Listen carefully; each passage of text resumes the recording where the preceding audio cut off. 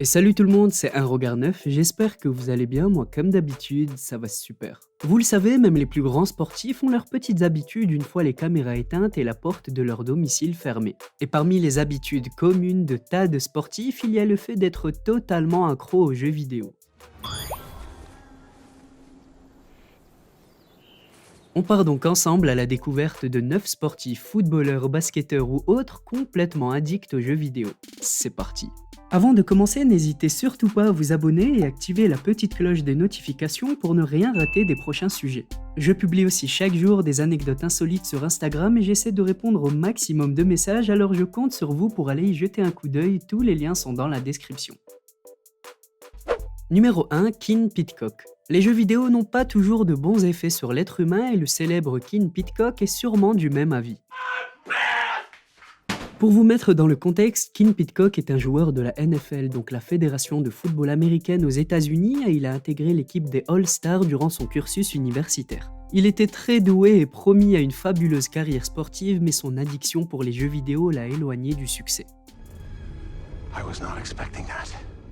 Ken a traversé une longue période d'addiction qui lui a valu une dépression et un gros trouble alimentaire dont il ne pouvait se sortir. Il raconte même que son addiction aux jeux vidéo et précisément au jeu Call of Duty devenait une catastrophe au point où il s'est coupé de toute vie sociale même lorsqu'il s'agissait de sa famille. Un autre fait étonnant et pourtant vrai, quand il rendait visite à des amis ou de la famille, Ken Pitcock chronométrait chacune de ses visites pour s'accorder plus de temps de jeu. Malgré tout ça, en 2010, le sportif réalise une tentative afin d'entrer à nouveau dans la sphère de la NFL, mais c'est un échec. Il tente à nouveau le coup en 2012 et se dit prêt à reprendre sa carrière en main, mais vous vous en doutez, malgré sa reprise, le niveau est évidemment loin de son réel potentiel.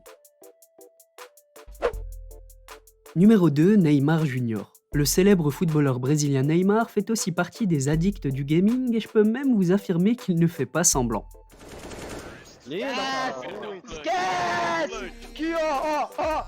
Mais avant de vous révéler une grosse info, l'addiction de Neymar a même été quantifiée. Le joueur brésilien a cumulé près de 2668 heures de jeu à son actif, soit 111 jours passés sur Counter-Strike. Et d'ailleurs, Neymar ne s'en cache pas et arbore fièrement son record en postant des photos sur les réseaux sociaux. Et il est tellement passionné qu'un de ses grands rêves a récemment vu le jour, il a créé son propre jeu en combinant sa passion pour le gaming à celle de son autre passion, le football. Bon, franchement, entre nous, il aurait aussi pu y intégrer sa troisième passion qui est la plongée. Le jeu s'appelle Match MVP Neymar Jr. et vous pouvez profiter d'un entraînement personnalisé par le joueur lui-même et son père, également intégré dans le jeu, qui sera votre agent. Donc franchement, c'est vraiment pas mal, n'hésitez pas à me dire en commentaire si vous étiez au courant. Numéro 3, Dele Alli. Le jeu Fortnite a bouleversé le 21e siècle et il est évident que beaucoup de sportifs en sont fans. Et le joueur de football Dele Alli qui joue à Tottenham en est clairement fan et bien au-delà de ses talents de buteur, Dele Alli est également un très gros joueur de Fortnite. D'ailleurs, il n'a pas hésité à retourner internet grâce à une vidéo de lui imitant une des chorégraphies du jeu. Ces quelques secondes ont suffi pour créer une émeute auprès de la communauté Fortnite, ultra fière de voir un joueur de foot représenter le jeu. Autre information plutôt cool, Dele Alli aime passer ses soirées à streamer sur le jeu et après une élimination face à la Juventus, il s'est rapidement réconforté dans les bras de sa console, même pendant les matchs de la Champions League. Et le pire, ou plutôt le meilleur, c'est que le joueur a réussi à rassembler environ 25 000 personnes durant un live. Donc en plus d'être un footballeur talentueux, il est également très doué sur Fortnite. Numéro 4, Xavier Woods. Un des lutteurs les plus connus au monde semble aussi partager la même passion que ses confrères sportifs. Le célèbre Xavier Woods a lui aussi suivi les pas de Neymar en voulant matérialiser son amour pour les jeux vidéo. Et même si le sportif a remporté des victoires écrasantes en lutte et qu'il a une énorme carrière, il s'est clairement tourné vers d'autres projets beaucoup plus personnels. En gros, son rêve est de créer son propre studio de développement gaming grâce aux gains récoltés via ses streams sur Twitch. Bon, pour le moment, ça va être un petit peu difficile pour lui vu que sa carrière de lutteur semble prendre énormément de place dans sa vie avec plus de 300 jours par an sur les routes. Mais il l'a dit dans une interview, il est vraiment optimiste pour réaliser ses futurs rêves et c'est ce qu'on lui souhaite. Numéro 5. Bon, après les révélations que je viens de vous faire, inutile de vous cacher que les joueurs de foot sont de vrais gamers lorsqu'ils ne sont pas sur le terrain. Fais des burns.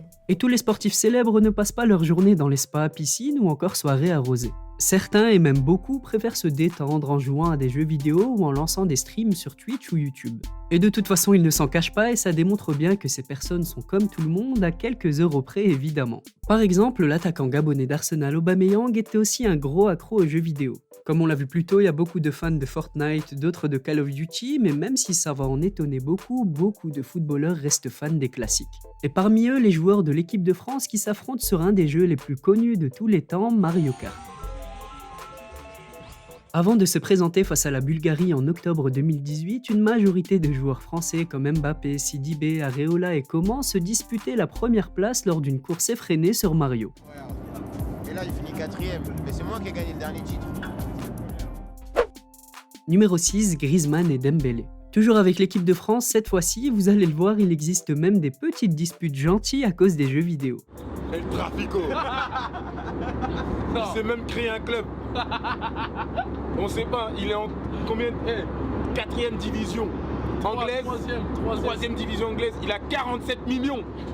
Plus que des clubs de première ligue. Si vous ne connaissez pas le jeu Football Manager, alors sachez que c'est un vrai classique, surtout chez les joueurs professionnels.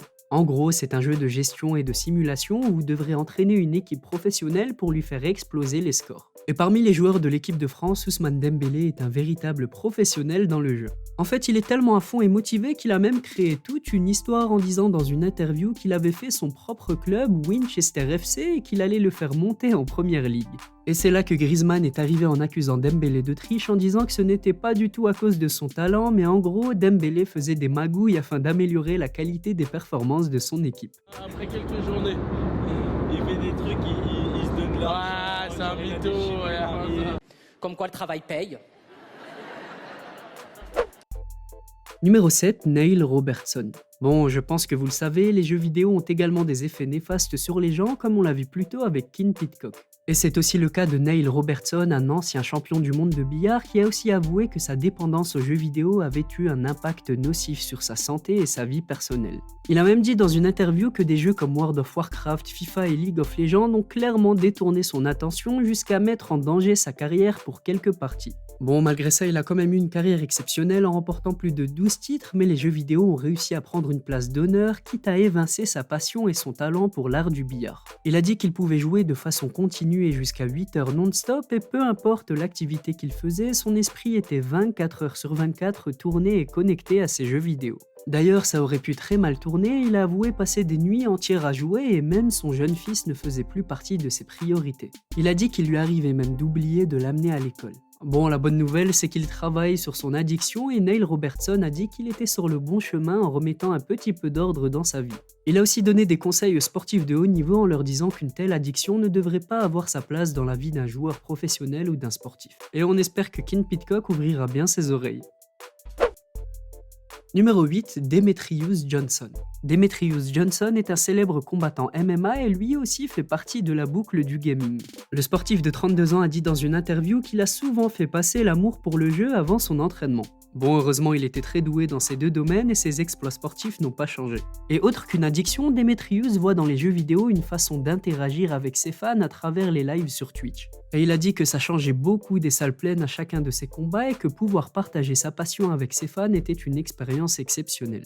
Bon, à la différence des accros aux jeux vidéo, il a avoué qu'il avait conscience du danger et de ce que ça pouvait impliquer. Et pour ça, il veille à avoir une hygiène de vie suffisamment bonne pour maintenir sa performance et passer du temps avec son entourage pour ne pas sombrer dans les abysses pixelisés.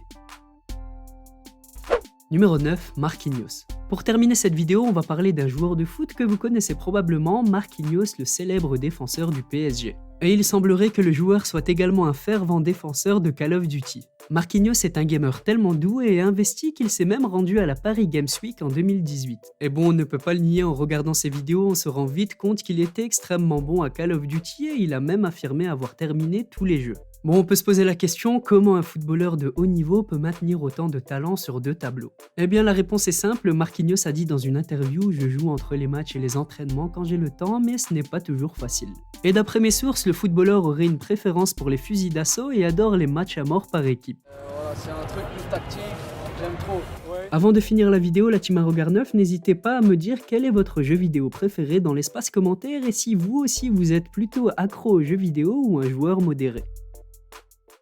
C'était tout pour moi la team Regard 9 et j'espère comme d'habitude que cette vidéo vous a plu. Si c'est le cas, n'hésitez surtout pas à laisser un petit pouce bleu, à me donner vos avis en commentaire et à vous abonner si ce n'est pas déjà fait. Comme je vous l'ai dit plus tôt, je suis également sur les réseaux sociaux et particulièrement sur Instagram, alors je compte sur vous pour aller y jeter un coup d'œil, le lien est dans la description. Sur ce, on se dit à très bientôt pour une toute nouvelle vidéo, prenez soin de vous, portez-vous bien et à la prochaine.